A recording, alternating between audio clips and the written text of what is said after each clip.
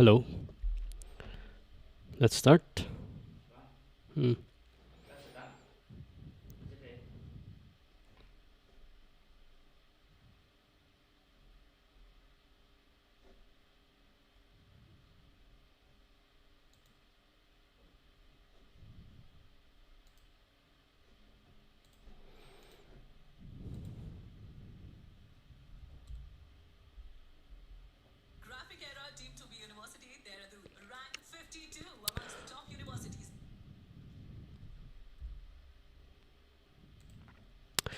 Hello, good evening, everyone. Tonight we will be talking about how the honeymoon murder happened in Meghalaya.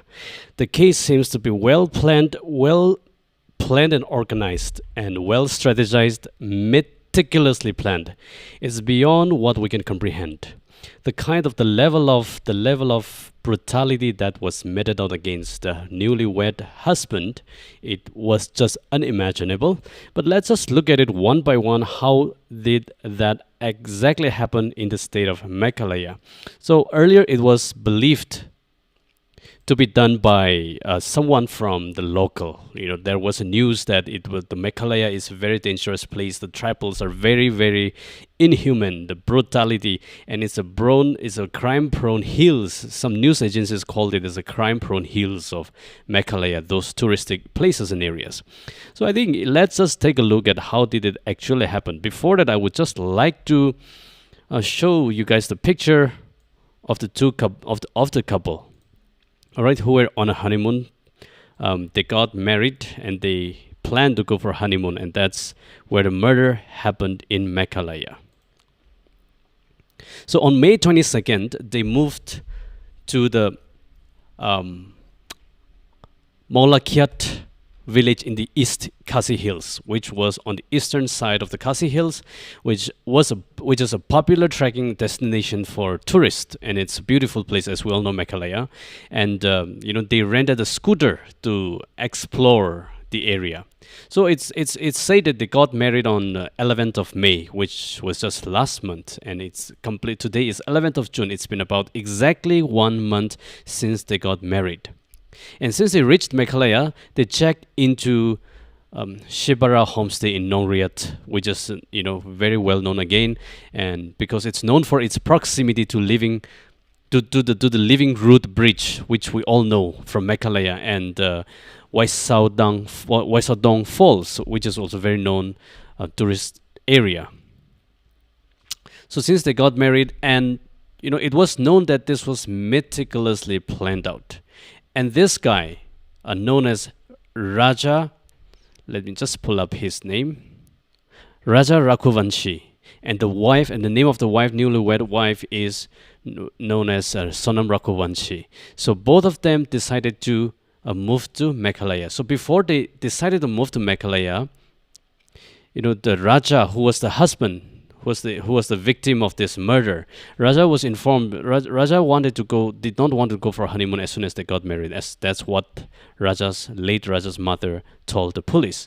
They don't want to scenes, but Sonam really wanted to go for honeymoon to northeastern states, but especially visiting Kamakya. On reaching northeastern states, on reaching Gauhati, instead of visiting Kamakya, they changed their plan. Sonam forcefully changed their plan, and they went to Shillong, and from the Shillong they went to Molokiat village, and which is, like I said, a very popular trekking destination. So they rented a scooter from that area. But one thing very interesting about the case is now that Sonam took 9 lakhs rupees worth gold rings or gold chains, gold along with her. That causes a lot of suspicion on the mind of the police. Why Sonam had to carry 9 lakhs rupees worth gold on a honeymoon? I think that really raised a question. Why would anyone for that matter carry a 9 lakh rupees worth of gold on a honeymoon when you travel?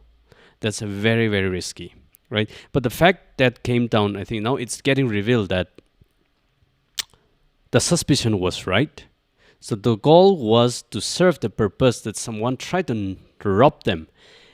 So in order to snatch the gold, people from Meghalaya, the plan was like this. The plan they want to orchestrate is she would carry a gold, and in order to so that it would look like people try to rob them and kill her husband, trying to rob the gold on a broad daylight during their journey or during their visit.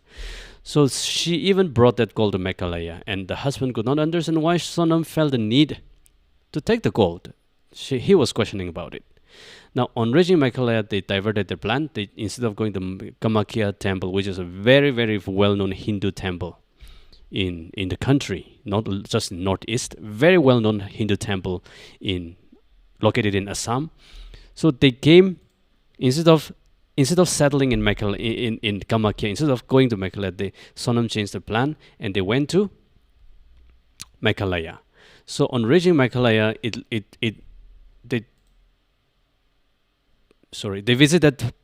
they started visiting other places, and they stayed in a homestay which is very close to the Living Roads Bridge. And meanwhile, Sonam seemed to have a lover by the name Raj Kushwaha. I'll show you the picture. I'm sure all of you have seen this picture sometime. So this is the picture of Raj Kushwaha, allegedly a lover of Sonam Raghuvanshi, who just got married, and it's an arranged marriage. So the fact was that it's an arranged marriage, and Raja Raghuvanshi was a businessman, and Sonam was working in her father's plywood industry as an HR, human resource officer, and the lover of Sonam, who is known as Raj Kushwaha, who is from Madhya Pradesh, is working as a billing staff, someone in the account for her father's office, for her father's business. So probably that's how they met each other. That's how they got to know each other. But the family arranged for Sonam to get married with Raja Raghuvanshi, and I think that's how the love triangle started to begin. And Sonam was madly, probably deeply in love with Raj Kushwaha from the beginning. But since it was an arranged marriage, that plan did not happen. Now they meticulously planned out that they would hire 3 men by the name, I'll show you, they hired the 3 young people. I'll show you their picture again. They hired 3 young men to murder Raja Raghuvanshi, the newlywed husband of Sonam. So the 3 young men were, and they are known as, their names are Vishal Singh Chauhan, Akash Rajput, and Anand Kurmi. They all are like the oldest. Anand Kurmi is the oldest. He's just 23. Vishal Singh Chauhan is 22, and Akash Rajput is 19 years old. And they allegedly hired Sonam. They were allegedly hired by Sonam and Kushwaha, her lover, and they traveled from Madhya Pradesh and Uttar Pradesh to Guwahati by train on May 17. So they carried the phone which was provided by Raj Kushwaha. They carried the phone, and later we learned that they were promised to give 20 lakhs by Sonam and Raj Kushwaha if they kill Raja Raghuvanshi, the late husband of Sonam. So the plan was meticulously strategized and organized.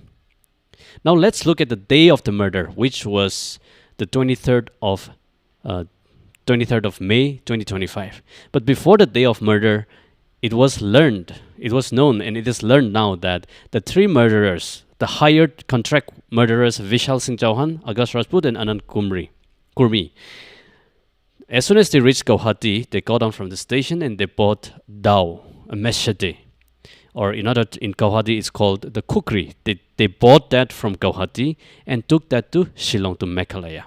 So on the day of murder, which was the 23rd of May 2025, the newlywed couple, they checked out of their homestay in Nongriat, and they set out for a trek to a waterfall near Maulakiat. So they left Nongriat to go to a waterfall which is Maulakiat.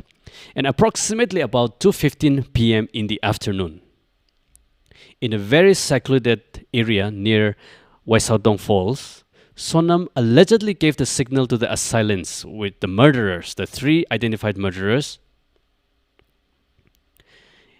instructing them to hit Raja Rakhuvanshi, the newly wed husband of Sonam.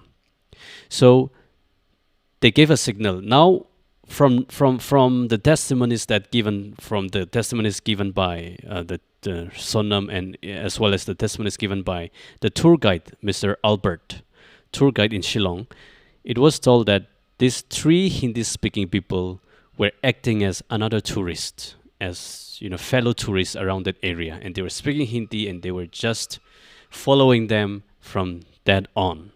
And since when they reached that Meisaodong Falls, Sonam allegedly gave some signals to these three murderers, three hired young people, young men, to instructing them to hit her husband, a newlywed Raja Rakhuvanshi. So that happened at around 2:15 p.m. And now Vishal Chauhan struck first. One of the men, Vishal Chauhan, struck Raja Rakhuvanshi first. And on hitting Raja on the head with a machete, it was followed by other two men, who inflicted the fatal blow to Raja Rakhuvanshi on the back of his head and additional wounds on his torso, at the back and the torso.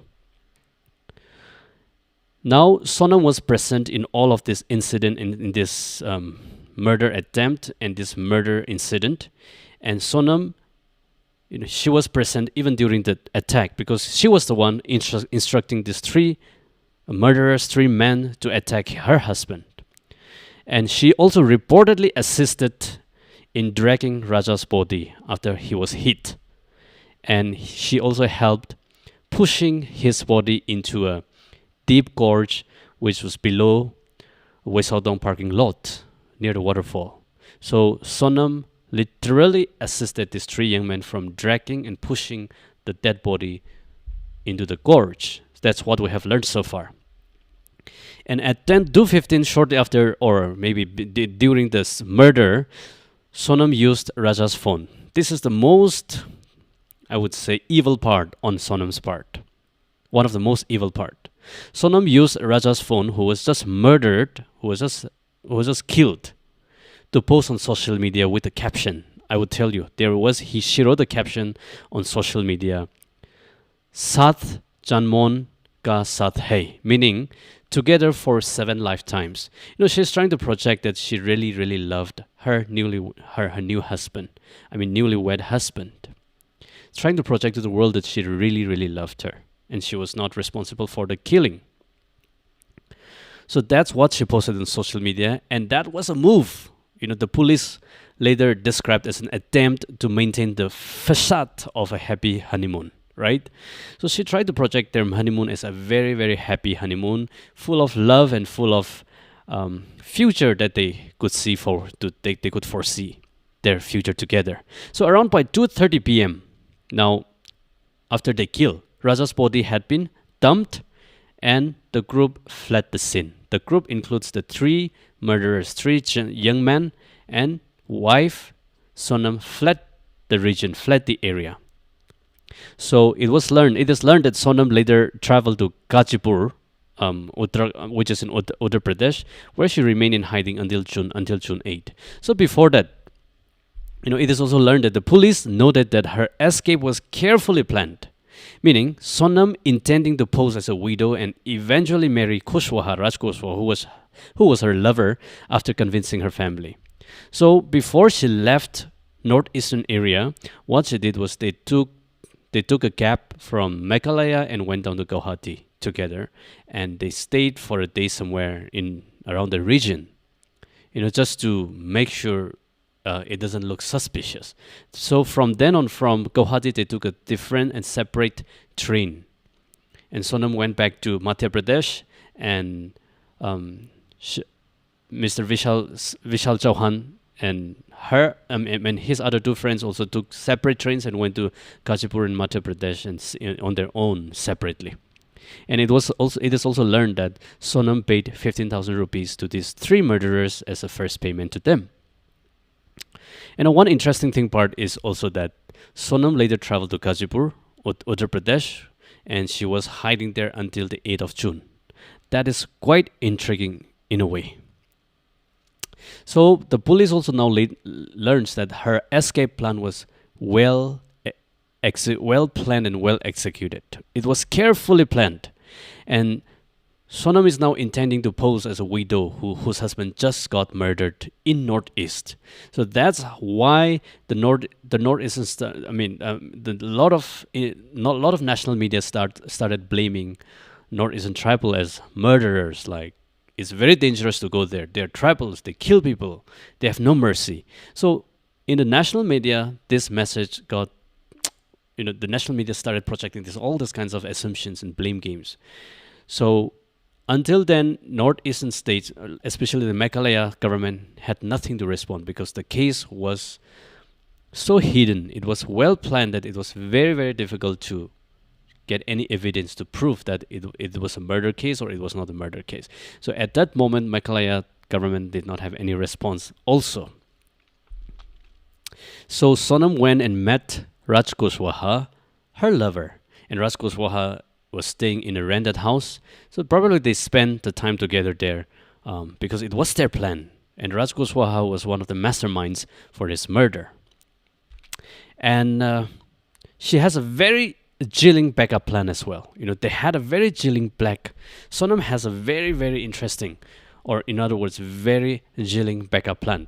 In case the three hired contract men could not kill her husband, what the Sonam's plan was to push her husband off the cliff, like by pretending to be taking selfie, and she actually planned to push her husband off the cliff in case those three men failed to kill her husband. So that was the last resort. So that's how it has been revealed during the police investigation. So if the hired killers failed, she was prepared to push Raja off a mountain cliff by herself while posing for a selfie photo. That was her plan. So from the beginning till the end, it was well planned. It was well planned in such a way that if the police did not investigate properly, it will never be found out, easily. Now, how the police managed to find out was also very, very interesting. Firstly, the villagers around that waterfall area, they reported that, hey, there is a scooty, two-wheelers, a scooty left without the owner.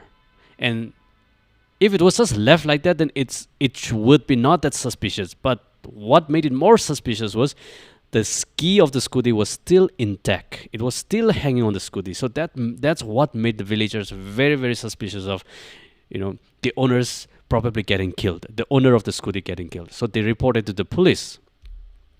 And then the police took the help of Albert, who was the tour guide, to investigate the matter further. And he revealed that there were three Hindi-speaking young men following them as, pretending or acting like a fellow tourist.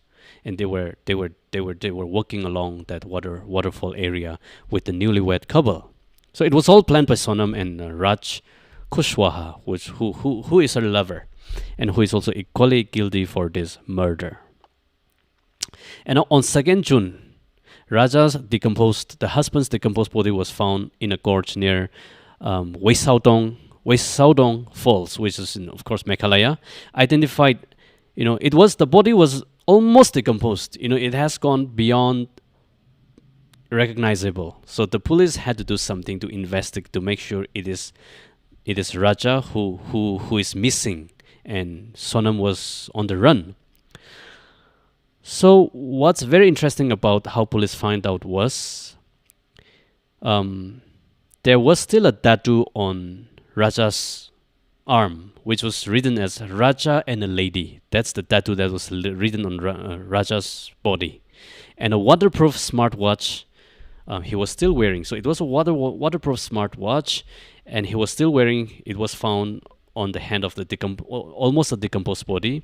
And Raja borrowed that smartwatch from his brother. So his brother came to Shillong because the family could not reach his brother from, I mean, his family could not reach him over the phone, and they felt so worried that his brother literally traveled to Shillong and filed a complaint, filed an FIR that his brother is missing. And later on, they found that the watch borrowed by Raja, given to him, I mean, given by his brother who came to Shillong, belonged to, his brother from whom Raja borrowed the watch. So this is how the police found out that is almost decomposed. The decomposed body of Raja, the decomposed body belonged to Raja, is Raja's body. So that's how police build up their case, and they concluded that Raja is dead. Raja has been killed, is already killed by murderers. Now on June 7, the police launched Operation Honeymoon, and they conducted raids across Madhya Pradesh, Uttar Pradesh, and in Sagar. One of the murderers came from Sagar, one of them came from Uttar Pradesh, and one of them is from Madhya Pradesh. Can you just imagine how meticulously it was planned? Like, even the murderers came from three different directions. And on June 8, Akash Rajput was arrested in Lalitpur, which was in Uttar Pradesh, and Vishal Chauhan was arrested, and Vishal Chauhan and Raj Kushwaha were arrested in Indore, which is in Madhya Pradesh, and Anand Kurmi was also arrested in in Sagar. So those arrests were made on 8 June, which is like a few days ago, literally. And the three killers confessed to being hired by Sonam for 20 lakhs rupees with an initial payment of 15,000 taken from Raja's wallet during the murder. So what's so heartless about this? What is so heartless about this murder incident? At the same time, what is so merciless about this is, after her husband was killed, Sonam Rakhuvanshi, the wife of Raja, she even took 15,000 rupees from Raja's wallet and gave it to the murderers as a first payment towards the hired and the contract murderers. So the case has been, and we learn from the news that Sonam has also confessed that this was all planned by herself and Raj Kushwaha. Now they're all in police custody. See, Sonam, Raj Kushwaha, and the three killers, they are all complicit. They're all accomplices of this murder. So they are all complicit of this murder, and definitely they can be sentenced for life imprisonment, or you never know. Let's see what the court will say on that. But this is a very, very unprecedented murder case that we have seen after a long time. And this is very, very disturbing. And if you read the whole story of it, you wouldn't believe how a human can do this, how human beings can do this. And one lesson we can all learn from here is that regardless of how much you think that, regardless of how much you think that you will not be known, you'll never be found out by people, by the police. Let this come as a reminder to all potential murderers in the future that wherever you are, whoever you are, one day or the other day, police will come, the world and the people will come looking for you, and your murder will be found out by police or by government or by anyone, because this kind of act, this kind of murder case cannot be hidden forever. It may take time, but the police people will find this out, and people will find this out, and you will stay in prison all your life. So, like, it's a message to all of us, to the people, to the citizens of the country, that before you plan anything to hurt anyone, think twice. You may think that you are nobody, people will not be able to find out. There is no way people cannot find out in this highly developed society now. We have technology everywhere, and police have a very interesting way of finding out murder cases, finding out the culprits, finding out the accused, finding out murderers. So there's no way anyone can escape any sort of murders, any sort of crimes. So it's a message to lots and lots of people in India, because tomorrow there can be any contract killers again, right? Maybe to killing innocent people because you don't like them. This Raja Rakhuvanshi was very, very innocent in this case, because he has not committed any wrong thing against his newly married wife. just because she did not want to get married with him. She had to plan all of this murder plan and meticulously together with her lover, Raj Kushwaha. And on top of it, they had to hire 3 people to get him killed. This is brutal, this is barbaric, and this is beyond what human beings can take. So I'm sure you all are following this news, but I just wanted to bring this out so that we all are aware, so that people can also think twice before they commit any crime, before they do anything. And especially the youth, they should all be